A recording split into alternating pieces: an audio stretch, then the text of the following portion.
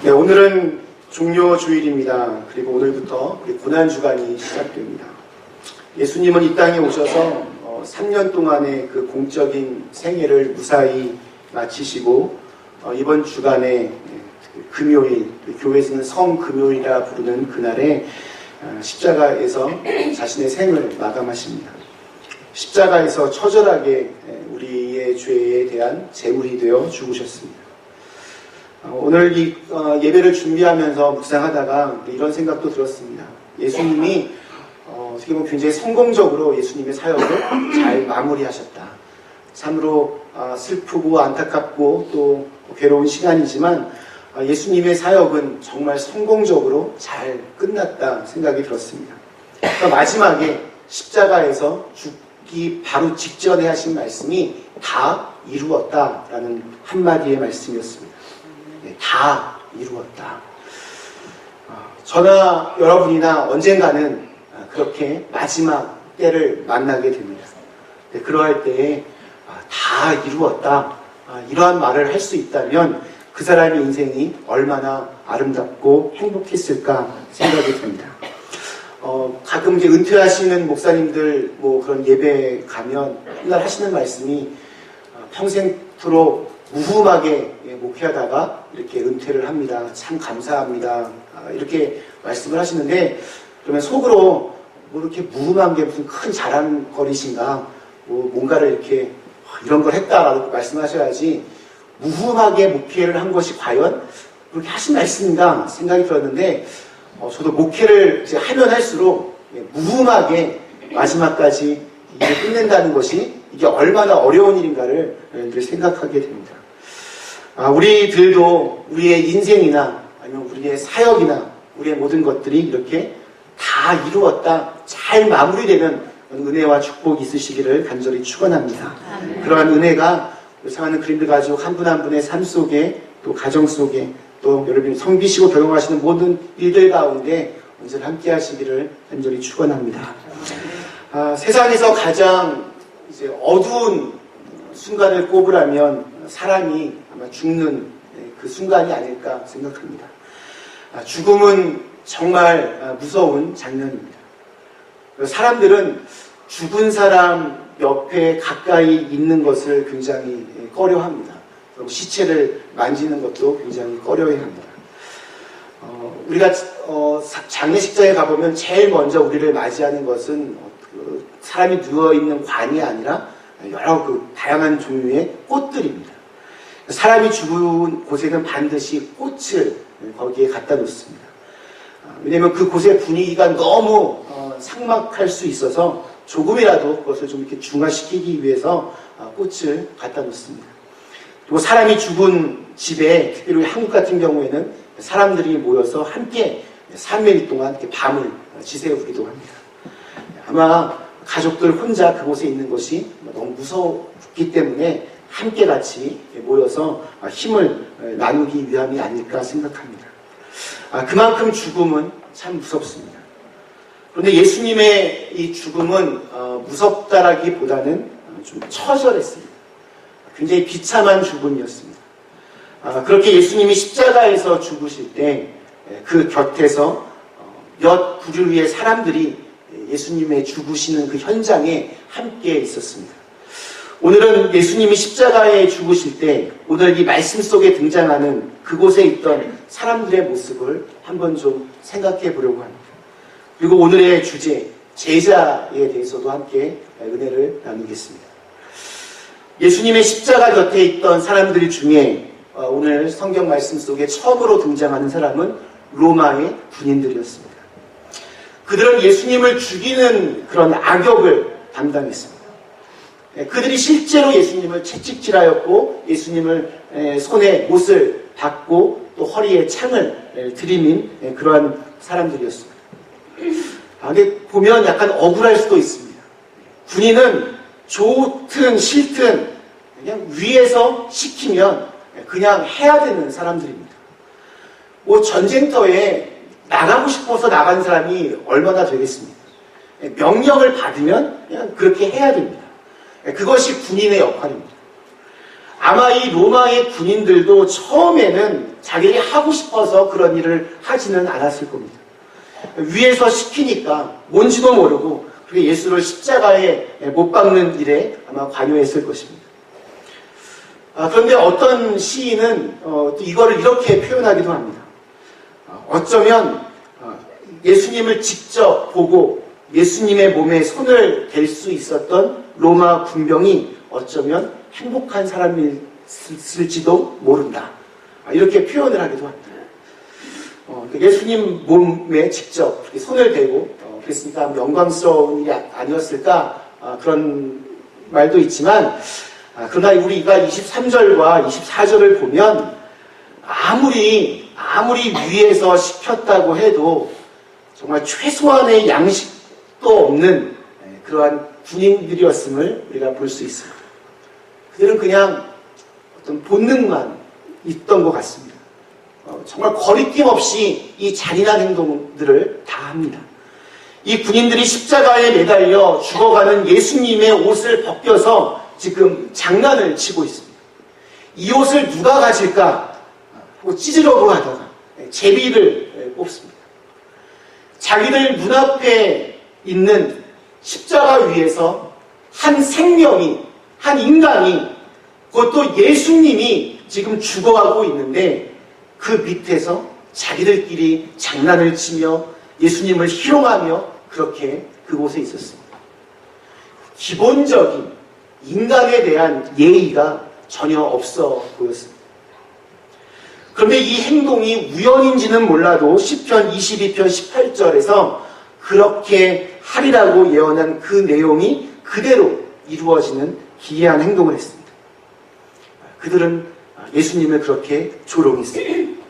이 로마의 군인들이 지금 자기가 그렇게 조롱하고 비웃고 있는 이 예수님이 누군지 조금이라도 미리 알았더라면 그날 그들이 그렇게 행동하지는 않았을 것입니다.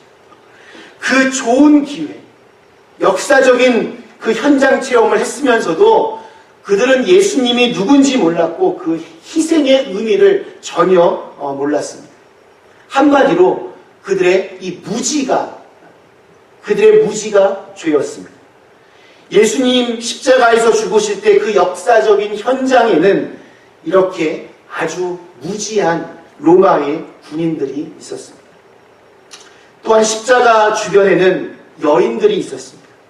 25절에 보면 제자들이 다 도망한 중에 예수님이 홀로 그곳에서 죽어갈 때 그 곁에 여러 여인들이 지키고 있었습니다. 그 여인들은 어머니 마리아와 이모 마리아, 그리고 글로바의 아내 마리아와 막달라 마리아였습니다. 특히 여기 막달라 마리아는 귀신 들렸다가 예수님을 만남으로 병고침을 받은 그러한 여인이었습니다. 이 여인들은 평생 다 예수를 위해서 헌신의 삶을 살았습니다. 그리고 오늘도 이 정말 삼엄한 분위기 속에서도 끝까지 예수님의 곁을 지키고 있었습니다. 이 여인들은 참으로 헌신적인 사람들이었습니다. 예수님의 그 제자들보다 훨씬 나아 보입니다. 이 여인들은 예수님 생존 시에는 정말 지극한 마음으로 예수님을 섬겼고 예수님이 십자가를 지고 골고다를 올라갈 때는 내내 눈물을 흘리며 그 뒤를 따라갔습니다. 그리고 예수님이 십자가에 못 박혔을 때는 온종일 그곳을 지켰습니다.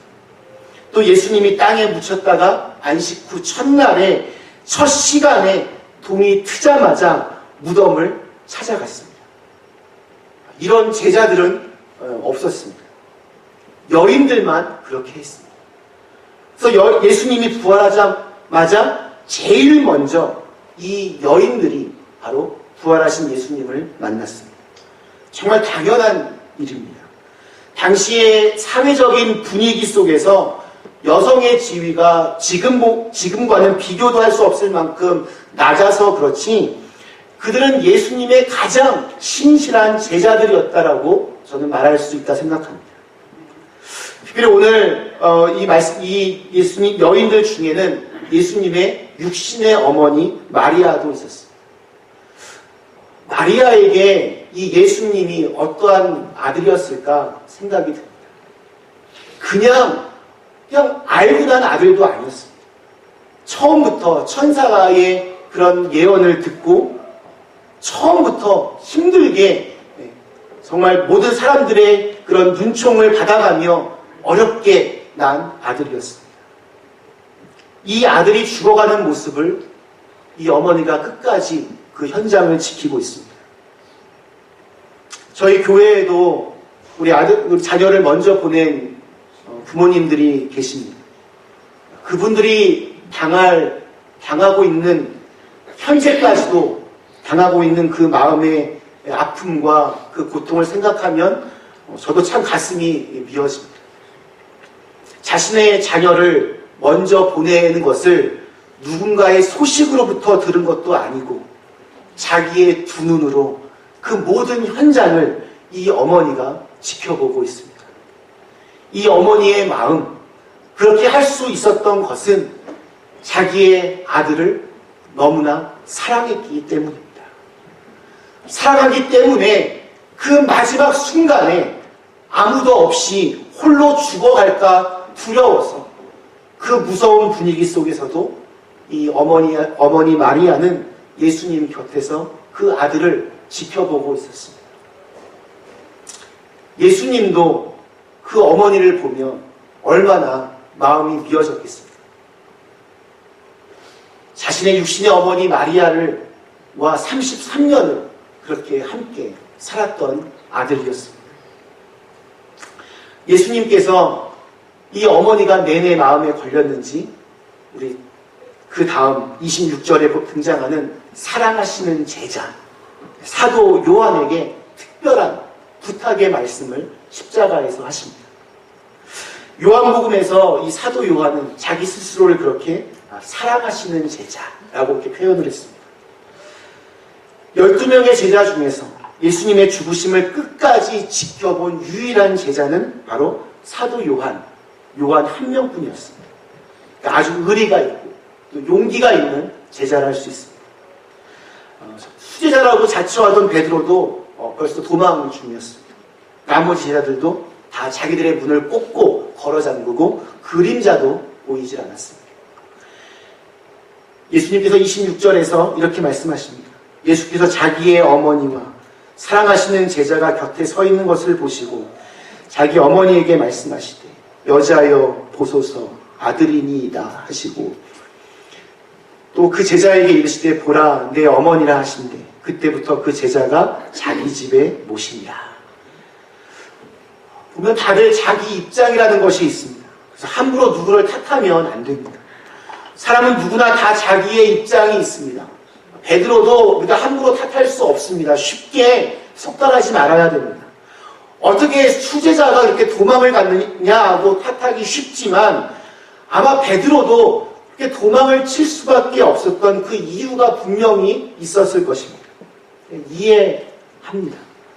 지금 우리는 이 모든 스토리를 다 알고 있기 때문에 나라면 절대 그러지 않을 거야 자신만만하게 말할 수도 있겠지만 막상 그때 그 상황에 처해 보면 저와 여러분 역시 아마 베드로와 별반 다르지 않는 모습을 보일 확률이 높습니다. 어느 젊은이가 입사시험을 치르기 위해서 시험장에 가봤는데 주차할 공간이 없었습니다. 차를 세울 곳이 없었습니다. 15분 동안 빙빙 그 주위를 돌았는데 시험 시간은 다가오고 차를 세울 곳은 없고 막막했습니다. 그래서 할 수 없이 주차 금지 구역에 차를 세워놓고는 거기에 사람들이 보일 수 있도록 쪽지를 적어 놓았습니다. 저는 이 구역을 지금 15분 동안이나 돌았습니다. 여기에 주차하지 않으면 저는 일자리를 잃어버립니다. 나의 죄를 용서하여 주소서. 시험을 치고 나왔는데 차에 딱지가 딱 붙었습니다. 그리고 거기에 메모가 붙었습니다. 나는 이 구역을 15년째 순찰하고 있습니다. 만일 오늘 이 딱지를 떼지 않으면 제가 일자리를 잃어버릴지도 모릅니다. 우리를 모두를 시험에 들게 하지 마옵소서. 그러니까 사람은 다 자기의 환경에 따라 사정이 있고 입장이 다 있습니다. 그것을 어느 정도는 인정해야 합니다. 베드로도 도망갈 수밖에 없었던 그 이유와 입장이 분명히 있었을 겁니다. 쉽게 베드로 욕하면 안 됩니다. 그런데 그러니까 베드로를 욕하기보다는 여기에 등장하는 이 요한의 모습을 우리는 칭찬하고 또 그 요한의 모습을 우리가 본받아야 됩니다. 요한은 끝까지 자기의 자리를 지켰습니다. 그에게도 아마 이런저런 사정과 자기의 입장들이 분명히 있었을 겁니다. 그럼에도 불구하고 그는 지금 이 현장에 나와서 예수님의 고난을 직접 보고 있습니다. 이것이 용기입니다. 믿음이란 이렇게 자기의 입장을 극복하는 한 단계 넘어서는 그러한 단계입니다. 자기의 처지를 극복하고 자기의 피치 못할 사정을 극복하는 것이 바로 믿음입니다. 여기서 베드로보다 요한이 더 돋보이는 것은 바로 이런 이유 때문입니다. 예수님이 돌아가신 후에 세계 곳곳으로 복음이 증거되는 이야기가 실린 이 사도행전에는 사도 요한에 대한 언급이 거의 없습니다. 딱 한두 번 등장합니다. 사실 자기 스스로를 예수님이 가장 사랑하시던 제자라고 부를 만큼 자부심이 강했던 요한에게는 아마 조금은 자존심 상하는 그런 일일 수도 있습니다. 십자가 고난 현장에 유일하게 있던 제자였습니다. 베드로는 도망가고 없었습니다. 사도행전 후반부의 주인공인 사도 바울은 이 요한의 입장에서 보면 정말 듣도 보도 못한 존재였습니다. 베드로와 바울이 하나님의 권능에 힘입어서 곳곳마다 놀라운 사역들을 만들어낼 때 그들의 이야기를 그냥 들으면서 요한의 마음은 아마 조금은 좀 아쉽기도 하고 또 서운하기도 했을 것입니다. 그가 그렇게 사람들의 기억 속에 잠시 잊혀졌던 이유가 27절에 나옵니다. 또 그 제자에게 이르시되 보라 내 어머니라 하신대 그때부터 그 제자가 자기 집에 오시니라. 십자가에 달리신 예수님께서 그 마지막 자신의 육신의 어머니 마리아를 보면서 그 마리아 어머니를 요한에게 부탁을 합니다. 너의 어머니다. 요한은 마리아가 죽을 때까지 자신의 어머니로 이 마리아를 모시며 상당 기간 정말 초야에 묻혀서 조용히 이 마리아를 섬기는 일에만 열중했던 것 같습니다. 사람들의 기억 속에 잠시 잊혀졌던 그가 다시 우리 기독교 역사에 등장한 것은 예수님의 이 어머니 마리아도 죽고 베드로도 죽고 사울도 죽고 대부분의 제자들이 다 죽고 사라진 뒤였습니다. 이미 백발의 노인이 된 요한은 초대교회 지도자들이 하나둘씩 세상을 떠나면서 남겨져 있던 그리스도인들이 허전하고 기댈 곳이 없어 흔들릴 때 그들에게 커다란 영적 기둥과도 같은 역할을 그는 감당했습니다. 전해지는 이야기에 따르면 그를 죽이려고 끓는 기름 가마솥에 이 요한을 던졌는데 상처 하나 입지 않았다라고 합니다. 이에 놀란 박해자들이 요한을 죽이는 대신에 반모섬으로 유배를 보냈고 그곳에서 이 요한은 요한복음, 요한 1서, 2서, 3서 그리고 요한계시록을 집필하면서 천수를 다 누리고 거의 한 100세 가까이 살다가 죽었다라고 전해지고 있습니다. 예수님의 그 마지막 말씀에 순종하여서 거의 평생을 자기의 가장 찬란했을 그 젊음의 모든 시간들을 이 마리아 어머니를 모시면서 기꺼이 역사의 중심부에서 벗어나 잊혀진 존재로 살았던 이 요한의 모습이 정말 감동적으로 다가옵니다. 그는 그것을 자신의 사명으로 여겼습니다. 자신의 새로운 십자가로 그는 생각했습니다. 주님의 제자란 요한처럼 이렇게 말씀 앞에 순종하고 자신의 삶의 자리에서 그것을 행동으로 옮기는 사람입니다. 그것이 남들과 비교해서 좀 잘 드러나지 않아도 사람들의 주목을 끌지 않아도 묵묵히 자기의 길을 걸어가는 것입니다. 마지막으로 오늘 성경에는 구체적으로 나오지는 않고 있지만 당시에 십자가형은 공개 처형이기 때문에 많은 사람들이 이 예수님의 그 십자가형을 구경하고 있었을 것입니다. 불과 며칠 전까지만 해도 예수님께 환호하던 사람들이었습니다. 예수님이 물로 포도주를 만드셨을 때 그들은 환호했습니다. 죽은 자를 살리고 안진뱅이를 일으키셨을 때도 모든 사람들이 예수님의 이름을 높이 외쳤습니다.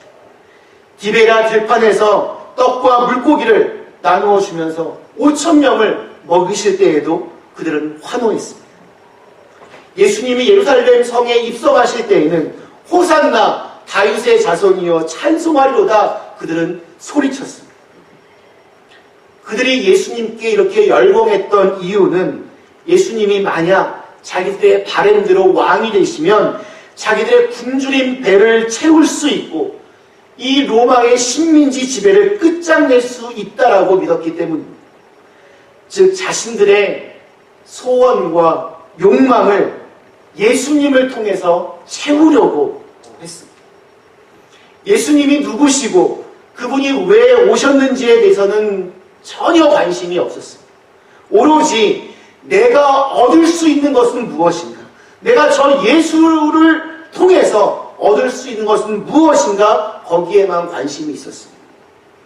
그들은 자신들이 원했던 대로 예수님이 따라와 주지를 않자 가차없이 예수를 십자가에 못 박으라고 소리를 쳤습니다. 힘없이 십자가에 매달린 채 로마 군인들의 조롱을 받는 예수를 냉담하게 쳐다보았습니다. 사람들은 자기가 계획하고 원하는 어떤 것이 가로막히면 두 가지의 반응을 한다고 합니다. 첫째는 낙심입니다. 낙심은 자기 자신에게 하는 겁니다. 자기 자신에게 실망합니다. 자기 자신이 한없이 초라하고 작게 느껴집니다. 자포자기하게 사람을 만들어버립니다. 두 번째의 반응은 원망입니다. 원망은 남에게 실망하는 것입니다. 그래서 부모를 원망하고 아내를 원망하고 남편을 원망하고 자녀를 원망합니다. 이웃과 동료들을 원망하고 교회와 성도들을 원망합니다. 그러다가 마지막에는 하나님마저도 원망하게 됩니다. 후안 카를로스 오르티즈 목사님이 교회를 개척해서 몇 년 만에 수천 명이 모이는 대형 교회로 성장을 했습니다. 근데 어느 주일날 그 많은 성도들이 주일이면 밀물처럼 왔다가 한두 시간 예배 드리고 썰물처럼 쭉 빠져나가는 모습을 보면서 그 모습이 그저 사람들이 그냥 들어왔다 나갔다 들어왔다 나갔다 이렇게만 보였습니다. 그래서 교회를 잠시 사임하고 책을 하나 썼는데 꽤 시간이 지났어도 여전히 스테디셀러로 사랑받고 있는 제자입니까? 라는 책입니다. 그 책에서 그는 이렇게 강조를 합니다. 교회가 할 일은 단순히 교인을, 신자를 확보하는 일이 아니라 제자를 만드는 일이다. 아멘. 말씀 마치겠습니다. 사랑하는 그린비 가정 여러분, 사순절에 곱씹어보는 6가지 테마, 오늘은 제자에 대해서 함께 살펴보았습니다. 오늘날에도 사람들은 이런저런 이유를 가지고 예수님 곁에 서성이고 있습니다. 로마 군인들처럼 비난과 조롱으로, 여인들처럼 또 이 어머니 마리아처럼 사랑과 헌신의 마음으로, 또 사도 요한처럼 말씀 앞에 순종하는 모습으로, 그리고 자신들의 이기적인 이유와 목적을 가지고 지켜보고 있던 무리들처럼 그렇게 사람들은 저마다의 이유로 예수님 곁을 지키고 있습니다. 이번 일주일 동안 고난주간을 보내면서 나 자신에게 끊임없이 되물어 봐야 됩니다. 나는 어떠한 마음으로 예수님 곁을 지키고 있는가? 나는 그저 그냥 이렇게 구경꾼처럼, 아니면 그냥 교인처럼, 아니면 제자처럼 어떠한 자세로 지금 예수님 주위에 있는지 우리가 묵상하면서 우리의 마음을 조금 더 주님께 가까이 다가가게 했으면 좋겠습니다. 주님은 저와 여러분이 제자가 되기를 원하십니다. 주님의 말씀에 순종하여서 그 말씀으로 평생을 살았던 이 사도 요한처럼 주님께서 원하시는 참된 제자의 삶을 통하여서 우리 주위에 있는 사람들에게 예수가 그리스도이심을 우리의 삶을 통하여 드러내고 증거하실 수 있게 되기를 주님의 이름으로 간절히 축원합니다. 주신 말씀을 생각하며 잠시 기도하시겠습니다.